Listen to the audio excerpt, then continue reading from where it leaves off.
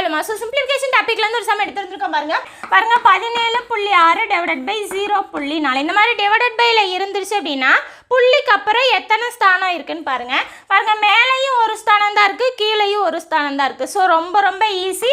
மேலேயும் 10ஆல் கீழேயும் 10ஆல் பெருக்கணும் அப்படின்னா நமக்கு அந்த புள்ளி கேன்சல் ஆயிடும். ஒருவேளை இந்த இடத்துல 2 டிஜிட்டோ 3 டிஜிட்டோ இருந்தது அப்படின்னா புள்ளிக்கு அப்புறம் எத்தனை ஸ்தானம் அதிகமாக இருக்கோ அதை எதால் பெருக்கும்போது புள்ளி கேன்சல் ஆகுமோ அதை வச்சு தான் மேலேயும் கீழேயும் நம்ம பெருக்கணும். ஓகேங்களா? அப்போ தான் வேல்யூஸ் நமக்கு சேஞ்ச் ஆகாது, முழு நம்பராக கிடச்சிடும். ஓகேங்களா? ஸோ இப்போ என்ன ஆகும்? 176 டிவைடட் பை 4ன்னு கிடைக்கும். ஸோ இதை அடித்தோம் அப்படின்னா நன்னாங் 16 நன்னாங் 16. அப்போ 44 தான் ஆன்சர். ஆப்ஷன் பி தான் ஆன்சர். ஓகேங்களா? ஸோ இதை வந்து நீங்கள் முழு நம்பராக மாற்றாமல் தசம நம்பர்லேயும் டிவைட் பண்ணி போட்டுக்கலாம். ஓகேங்களா? உங்களுக்கு தெரிஞ்சது அப்படின்னா அப்படி போட்டுக்கலாம், தெரியல அப்படின்னா முழு நம்பராக மாற்றினதுக்கப்புறம் டிவைட் பண்ணிங்க அப்படின்னா ஆன்சர் உங்களுக்கு ஈஸியாக கிடைக்கும்.